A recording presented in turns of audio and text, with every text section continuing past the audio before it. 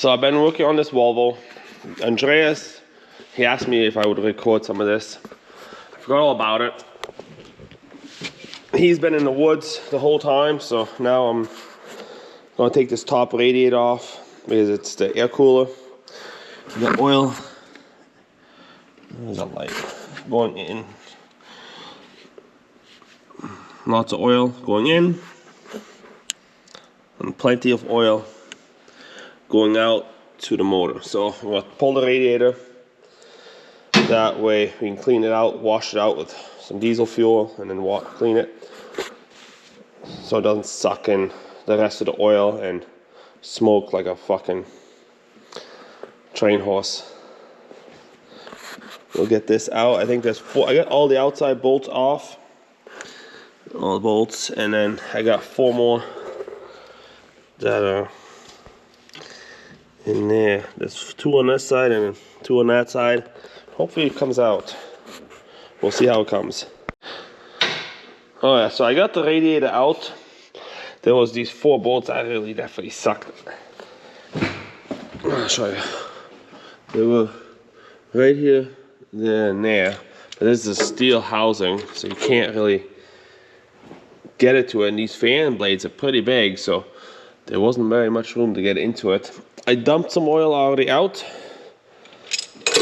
I'll see if I can get the light. Dump some oil in the pail, and then there's a little bit left. It's still running down, and there's still some in there. Maybe there's not much, probably maybe half a quart of oil in it. But altogether there's probably maybe 2 quarts of oil in it between everything. So maybe it would have burnt itself out and wouldn't have done anything, but you really don't want to have this thing blow the fuck. So took some work. That's all set and done. I'm gonna put it back together hopefully tonight or tomorrow morning. That'll be done. So I've been working on this skidster since I was done with the Volvo parts for right now. So I'm gonna finish this thing up. I JB welded the top of the radiator closed right here the whole way across. Let it sit for 6-7 hours. We'll put it back together, and that way this thing, and it'll sit overnight so you can finish hardening it. And then this thing also had the oil cooler. I'll have to clean it a little bit, but the welds were broken right there and on this side, so I'm just gonna drill a couple new holes on this frame, mount it to the door again, so that's done. I got some new radiator mounts for it. I'll put some of those on. Right there. I'll put those on, and then this thing, I'll have to clean it a little bit out, and then out the shop it can go for the next one. Actually, I gotta find the rubbers. I don't even know where I put them fucking things. Son of a bitch. We are out of the sugar woods. There was 4 of us tapping. Gerhardt's friend Taylor came, so that was nice. And tomorrow, on Sunday, we are gonna have a hell of a crew tapping. Because I got JC and Luke coming to help too, which normally doesn't happen because they're busy doing their stuff. But they were nice, and they're gonna come and help us for one of their day offs. Christoph here is working on the charging button because one of the screws came loose that held the other charging button wire in, and then we couldn't get a bolt for it, so we're just going to replace the button. And then this skid steer is ready to roll, right? Tomorrow morning, once it dries. And then the other feed skid steer that is at 21,000 hours, I'll say it's that without looking at the gauge, it's right around that. That's going to need an engine job finally, because it started knocking. You think Christoph thinks? I don't think it's in the head, but I think Christoph thinks it's in the head, but I think we're just going to do a whole engine job because it has that many hours. Yes. This one is at, I think 37 or something like that, 1,000, and it's had 3 engines. Every 15,000 hours, it's needed a new engine. So And, 20-something. and that one has 20-something thousand, and it hasn't got the engine touched. So I think it's doing pretty good. Anyways, this one will have to be taken over. This used to be the main feeding skid steer back in the day. That's why it has so many hours, and then it got the job taken over by the other one. But that's why we call it the spare one now, because still the backup machine. And then did you talk about the clutch in this? No, I didn't. So the last video I was saying the throwout bearing went in it, which it did. But when those go, it's see the clutches, the transmission's right there, but we can't pull it out that way because we put the drive shaft on the wrong side. Pull it all the way out. So yeah. Anyways, we don't need to, like he said, but we need to put a new clutch in it because that comes with the clutch. I thought the throwout bearing you buy separate, but I guess for some fucking reason you can't. So. Yeah. So. I never had to do one. That'd be the first throwout bearing. Normally it's always been the clutches that go to hell, and not the throwout bearing. Yeah. But you have that, I guess, sometimes. But I gotta say, 27 years never having to do a throwout bearing is pretty... Can't say. I think we did one. Well, I didn't do it. That was a long time ago. Anyways, for that many years, and this is the first one we can really remember doing. I'm not saying we've done it too bad, or we're not doing too bad. People go through transmissions like they're candy, it seems like. Sometimes. Knock on wood, we've only had... I don't have any wood, but this truck had in the transmission because Christoph blew it up. I did. That was my fault. Yeah, he was. If you ever drove truck and you get it in gear, you can feel that it's not all the way in gear, and if you let go of your hand, it pops out. And if you bounce the throttle, you can finish getting it to pop in. Well, he held it there for some strange reason. Because I had 3 cars behind me and I was shifting up, and I just didn't want to let off the throttle, so I fucking felt it. And he grenaded that transmission. I did. So if you know anything or learn anything from this, don't hold it in gear. Make sure it goes all the way. Just let it go into gear. But yes, we have broken plenty of our own shit too. We pulled the 60 in here. Got me a soda. This thing has well over 20,000 hours. There's no more hour gauge on it because that computer don't work, and we found out it doesn't need to work. Yep. So, or to run the skid steer. We have custom made somewhat of a cab for it, put an aftermarket heater in it from Amazon basically. Plumb some hoses up so you see that stuff. But I am going to put a different seat in it because our guy's sitting on steel. So don't need that. We'll put that one right there. Christoph picked it up from Champlain Valley, and we'll get that changed out real quick. So this was the seat. It's about junk. Just so you know, people, that the button was disconnected anyways. We jumped it because this went bad, and instead of paying for a button, a wire with a wire nut is a lot cheaper. So I just gotta pull this off somehow. Are you gonna change that too? Well, I need it. That doesn't have it. This one has holes in it, so you can just... Oh, it does? Yeah, so you can just put holes... Well, then, I'm gonna do that. As long as holes line up. There's about 1 million. Okay, well, never mind. I'm gonna find which 4 holes work, since it looks like it works for every machine on the market.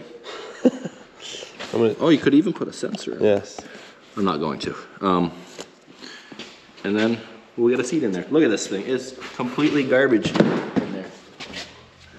Wow, there's a lot of shit there. You might want to clean that. Someone even lost their shoe insoles. You can have this.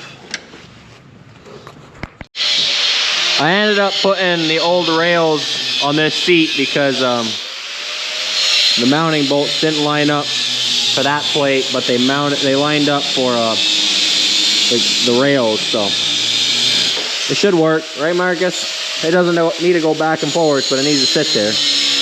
Because this was easier than drilling new holes. I've had to drill new holes before on other seats, but Marcus cleaned out the floor pan. You got a little bit of poop on your head. Oh yeah. I'll slap this back in there. We should be able to let it down. We're gonna get 30 seconds of recording since Christos had this all day. Hasn't actually used it. He has not used it. So he's got the new turbo in there. And he had Freddie cleaned out the radiator yesterday. We had it all settle on the bottom of it, and then we used some brake cleaner, flushed it out, and all the pipes are cleaned out. And what's left in there, it'll burn out. It's not enough to actually cause a running engine. No, because the intake is all good now. It's just exhaust has some shit in it, so. So there will be no runaway because we won't have any of that problem. We got lucky anyways that it wasn't hot when it blew. And then this will be good. The Freightliner, Christoph's almost done the transmission. I don't know yet. We need this for bunks. Yeah, we got to do a corn bunk at least today. And grass. And the grass bunk, I guess. And the John Deere excavator is off on projects where our father is working. And instead of having to go get that, smash the bunks and bring it back, we figured we'd just fix this one up real quick. Gotta need it anyways, so. Right? No. 916? 916, so 14. Anyways, this will be rolling again. But I'm gonna go back to the sugar bush. We just came out for lunch, and I stopped up here, and I realized he's not recording anything. I'll record some. Yeah, that right there is what a very expensive turbo looks like. Almost 4,000. But it's a $1,700 core charge, luckily. Yes. So that'll help with that. But you think for $4,000 they'd give you the seals?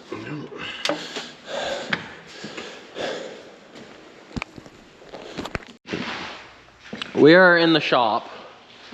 Christoph, did you record this thing running? Okay, well the Volvo's running. He actually went and he smashed the sand on the bunks, and then we brought it back up because I need to work on the bucket here because we're changing. I gotta work on the digging bucket here, and we're changing out all the hangers that hold the teeth, or the holders. They're so wore out that we were losing teeth a lot, so the last couple months we stopped putting teeth on because it was a waste of money. And now that we got some time with it in here, I'm working on it, and if we need the excavator we can throw one of the other 2 buckets on it. But I got them all cut off. 2 of them I got off in one piece, the other ones did not. I got one crack right here, and then in the summer I had a crack right here, but that's held, so I gotta torch it down to right here. I figured there was gonna be a crack because in the summer there was a crack right here. You can kind of see it, but I had to stop welding where the holder was. But now that the holder's gone, I can finish the crack, so I'll torch it all the way down to where my weld is, V it, fix it up, grind it smooth. I got to do a lot more cutting here and get that crap off, but that was just to get the holder off, but I ran out of oxygen. So I started grinding this because I got this one set up for grinding. And yeah, these outside ones, those ones sucked to cut off because they weren't just welded normal, they were welded up the side, but we got it. But yeah, I got to get more oxygen to finish this job up. And then Christoph's got the transmission in. He is just working on some blinkers. Well, I ripped the whole bottom blinkers off, so I'm just putting some new ones on. Yeah, there was a bottom blinker assembly, but that is no longer with us. That was left on the side of the road, apparently. No, it was in the back of my pickup. Oh. Yeah, I found it on the side of the road. Yes, and we do have blinkers up here on the box, but They get dirty. yeah, because they're right here. There's no lip or anything, so stuff pops down if you're hauling manure. So we just... And like in corn season, when it doesn't get covered or grass, it has a lot of lights on the back. But normally when you're hauling bed pack manure, they get covered in manure. So that way we at least have blinkers down there. But yeah. And they don't work sometimes, so at least they have some blinker. That's the only But yes. At least we try. We do try. That is not a lie.